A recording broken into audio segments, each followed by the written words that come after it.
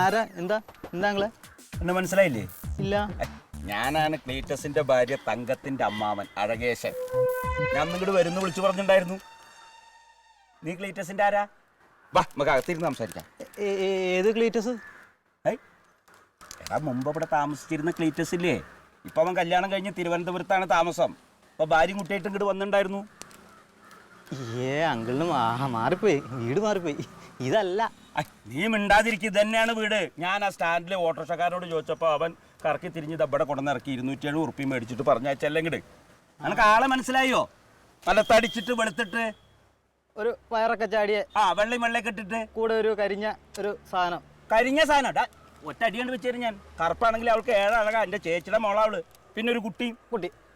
ഈ പറയണ 3 കക്ഷിയരെ ഞാൻ കണ്ടായിരുന്നു. ഇവിടെ അല്ല, പക്ഷെ ഞങ്ങളവിടെ കളിക്കുന്ന ഒരു സ്ഥലമുണ്ട്, ക്രിക്കറ്റ് കളിക്കുന്ന സ്ഥലമുണ്ട്. ഇവിടെ നിന്ന് നേരെ അങ്ങ് പോയി കഴിയുമ്പോൾ ഒരു വളവുണ്ട്, ഒരു വലിയ ഗ്രൗണ്ട് ഉണ്ട്. ചേടാ അങ്ങോട്ട് 1 കിലോമീറ്റർ ദൂരല്ലേ? 1 കിലോമീറ്റർ കഴിയുമ്പോൾ ഒരു ഗ്രൗണ്ട് ഉണ്ട്. ആ ഗ്രൗണ്ടിന്റെ നേരെ ഓപ്പോസിറ്റ് ഒരു 3 വീടുണ്ട്. 3 വീട്ടിൽ നീല ഗേറ്റ് വെച്ച ഒരു വീട്. അവിടെ ഈ 3 പേരുണ്ട്. ഞാൻ രാവിലെ കണ്ടായിരുന്നു. ഞാൻ കണ്ടതാണ്. അവിടേക്കാണ് അവര് പോയത്? ഞാൻ കണ്ടത്. ചേടാ ആ ഓട്ടോറിക്ഷക്കാരൻ വെറുതെ 1 കിലോമീറ്റർ ഓടിച്ചിട്ട് പൈസ എത്ര മേടിച്ചു എന്നറിയോ? ഈ ഓട്ടോക്കാരെ ഒന്നും വിശ്വസിക്കാൻ പറ്റിയായിരുന്നേ. ഇവിടുത്തെ ഒരു ഓട്ടോ വിളിച്ചാൽ മതി, 1.5 കിലോമീറ്റർ കൂടി പോയി. അത്ര ഓട്ടോ വിളിക്കേ? ഞാനാ ഇപ്പൊ തന്നെ അവൻ പറ്റിച്ചു. എന്നൊന്നും പറ്റിക്കാൻ പറ്റില്ല. ഞാൻ നടന്നു നോക്കോളാം. എന്തായാലും എന്റെ മോനെ കണ്ടത് നന്നായി വരൂട്ടാ. ഞാൻ പോയി കണ്ടോളാം. ശരി.